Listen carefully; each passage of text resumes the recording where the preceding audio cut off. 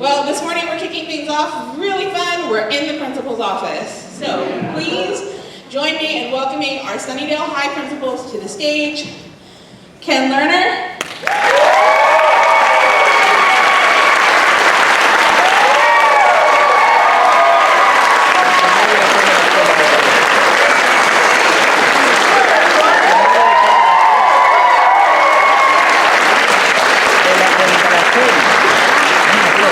Next up is Armin Shimerman.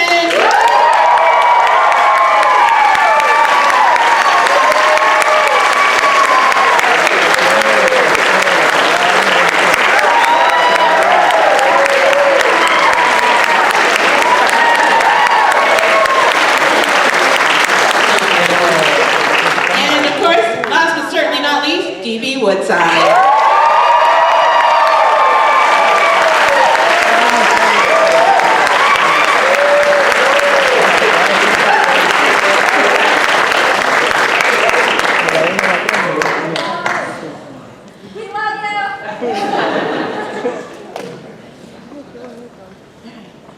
I don't need a mic.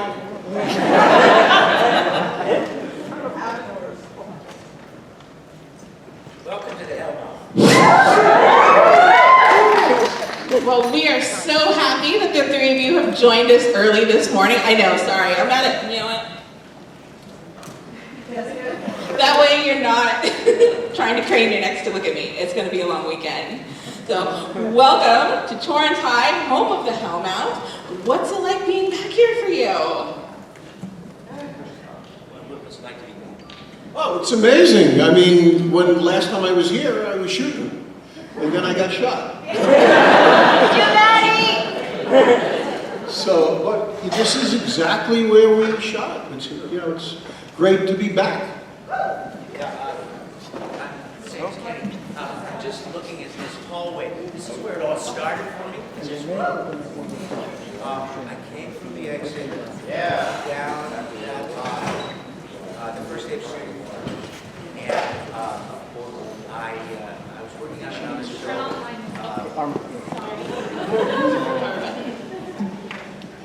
show. See, I'm a theater actor, So I came down this hallway and I met the series regulars for the first time, and they were very young. They were very young. and I went, oh, they're very young. And that's where Snyder came from. And I was happy to say that they were some of the finest actors I ever worked with. This is actually my very first time here. Never came here, never shot here. I stayed on the lot where the sound stages were. Shot a lot there, yeah. In the high school, but I've never been here, so this is really cool for me.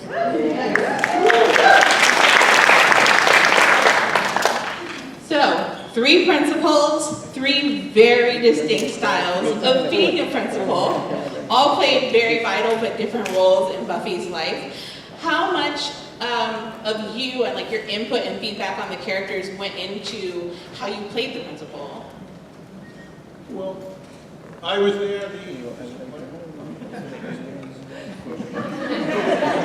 there the first day of shooting, the first scene, I think, I'm not positive, but meeting Sarah Michelle and sitting down and the director was Charlie Martin Smith. Anybody know who he is?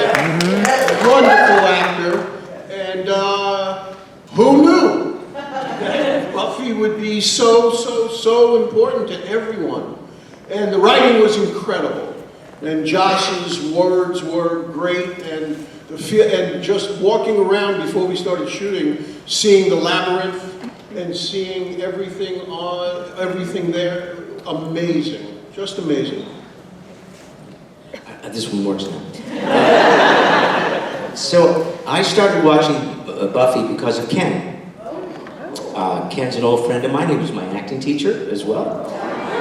And I started watching the show, although there was another reason for me to watch Buffy. I had auditioned for Flutie. Yeah.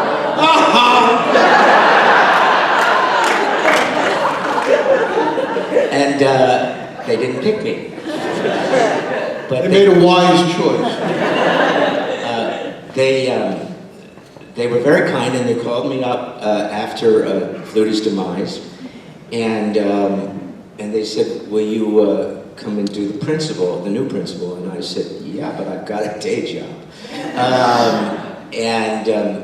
They worked it out with Star Trek so that there wasn't a problem. But how does it affect me?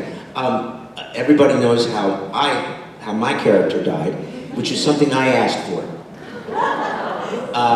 When I knew they were graduating from the high school, I knew very well they didn't need they did, I didn't know it. They didn't need a high school principal anymore. So I said, Ken got eaten, I want to be eaten.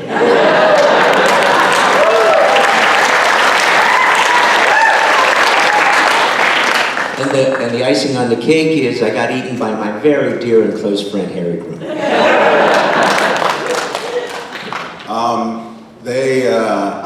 I came on, and they had no idea what they wanted to do with the character for a while. He was only supposed to be there for a short period of time, and then it was Marty Noxon who came up with the idea to make him the son of the original Slayer. And all of a sudden, that backstory came, and they asked me to be there for the rest of the season. And it was a joy to be there. And it's amazing because you hear so much about the writers. There were so many amazing writers in that room that have gone on to do so many incredible things, from Buffy and Angel. One of them is Sean Ryan, who's done Night Agent, who's done The Shield, SWAT. Marty Noxon, has gone on to do incredible things. There are just so many amazing writers, and that's just something I always like to bring up. Because I don't think writers get enough credit, but they've been incredible.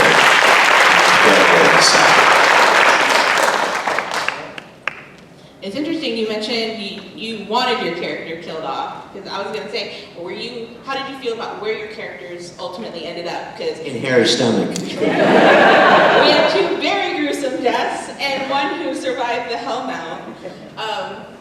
Oh, I enjoyed it so much, watching those hyena kids jump across my desk,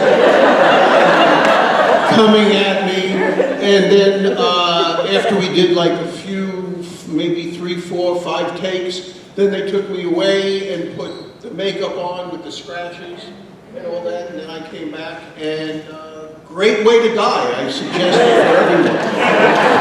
Get a chance. D.B. probably doesn't remember this, but D.B. and I worked on another TV show, and when I found out that he was the principal on Buffy, I suggested this to him. He probably don't remember. But I said, listen, I hope your character lives forever, but should you have to face death, make sure they eat you. I actually said this to you, because I said, Flutie died that way, Snyder died that way, you should have to have them eat you. I want you to survive. I want you to survive. They actually, they weren't sure until the last episode if they were going to kill me or not. They were going back and forth, and then I guess finally, a lot of it had to do with the relationship that Robin and Faith had. They said, we can't kill him. We just can't kill him. So I said, thank God. For me, it was like, who knew? Going in the first time and the show wasn't on and shooting. The only comparison I had was I did Chicago Hope and ER. Do you guys know that show? So I did them both before they aired. And the people on ER were totally thinking that Chicago Hope was going to be the biggest show on television, and it turned out to be the opposite, that ER was. So it's such a crapshoot, and you never know. But I felt I was in great hands. I loved the writing and the way they were handling everybody on the show, so it's not a surprise to me that you're all here.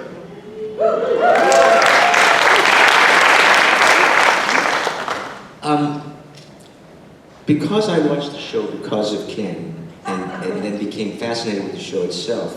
Do I get residuals if you watched me? Yeah, you do, actually, you do. You do. And I saw the writing, I saw the acting, I saw what Joss was doing with the show, and I was flabbergasted and delighted by the stories they were telling, not so much as adventure stories, but as metaphors for the angst that particularly young women are going through when they're going through school and the growing up process. And I just thought, these are great, great stories. I had no idea that we'd be sitting here 20, 25 years later. But I knew what they were doing was important. And I was ecstatic to be part of that group. But the stories they told, there's a reason why so many women come up to me and say, I loved watching Buffy, because it was a great role model for young women and men, but young women growing up.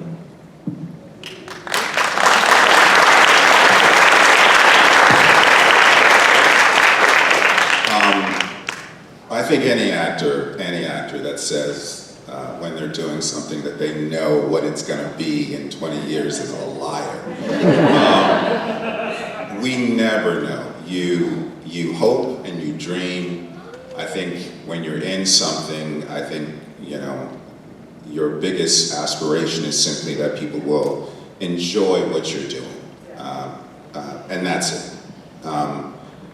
So it's a privilege to still be around and to look back on a show that impacted people so much and so deeply. And the thing that really speaks to me and why this is so timely is, let's see, without getting political.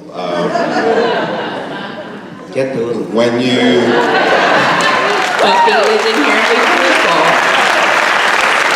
When you see the shit that's going on in the world, and then you remember how inclusive this show was, and how this show hit on topics pertaining to sexuality and gender and race before most other television shows.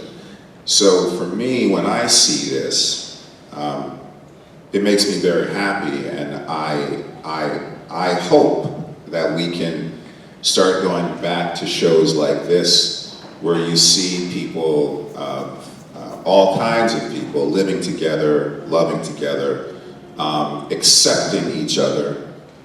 I think that's very important right now. So all of you being here is important and special, and I hope it starts to bleed out into the wider community, given where we are right now.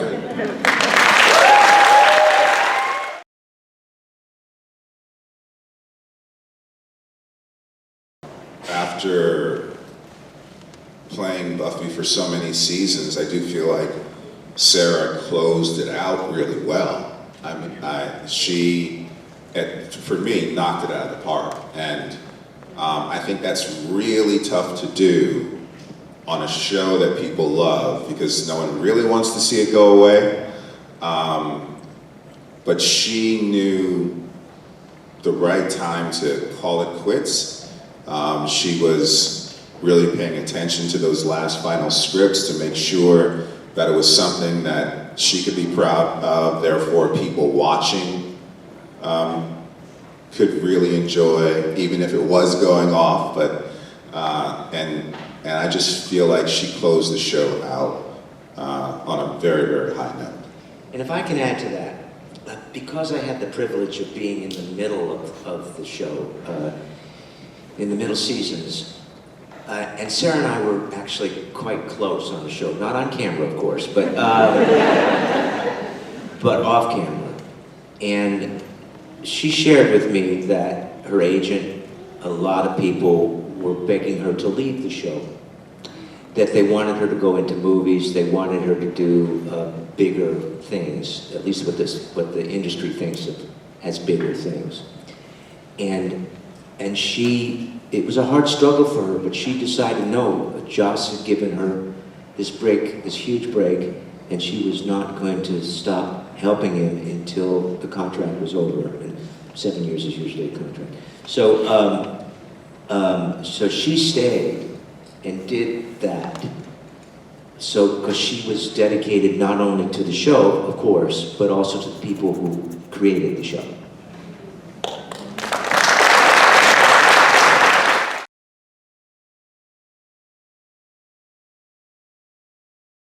It's high school, you have to do your job, and I believe one of the first scenes was telling Buffy, clean slate, and you know, everything. So my character was very by the book. You cannot go out at a certain time, from the gates, all of that kind of stuff. So I think as it progressed and as the storylines progressed, it got more and more weird. But for me, it was high school, principal, doing his job, making sure that everybody was where they needed to be, very critical of anything that wasn't right and wasn't done the way, by the book. So that seemed to be the way they wanted my character to be and the way I portrayed it. Wow, that sounds like my interpretation.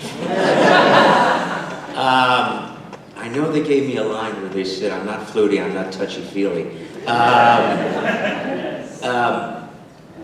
Yeah, I felt the same way. But as far, and you said it, every actor plays, no matter whether it's a villain or not, as though they are the hero of the project. I didn't think of myself as the hero, but I didn't think of myself as a villain either. And people often ask, did you know what was happening as far as the Hellmouth was concerned? And I went, no. You know, did you know what they were doing? I went, no. I was just concerned that she was a lousy student and she had to bring up her grades. And that she was a pain in the ass. But to me, you know, I was the principal of Torrance High School. That's what I was. He was completely justified. There are no ifs, ands, or buts. His mother was killed. He was a little boy who witnessed that horrific. It was horrible. He was completely justified. He was unsuccessful, but he was completely justified in his end. Full stop.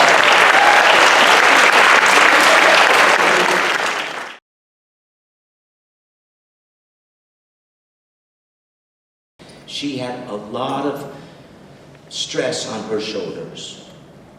And because of that, when the shot was printed, which means that we can go off and do the next scene or the next setup, she would immediately go back to her trailer for whatever reason, probably to take care of the myriad of responsibilities that she had, and she had a ton of them.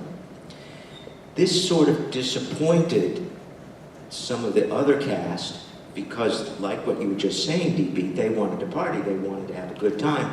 And she was sort of not being one of them, that she would isolate herself and go away. And there was some tension in the cast over that. And because, aside from Anthony, at that time anyway, I was the oldest male figure on the set for the actors. And I was not there every week, obviously. And a couple of weeks would go by and I would come back and the various members of the series regulars would come up to me and I would become their counselor.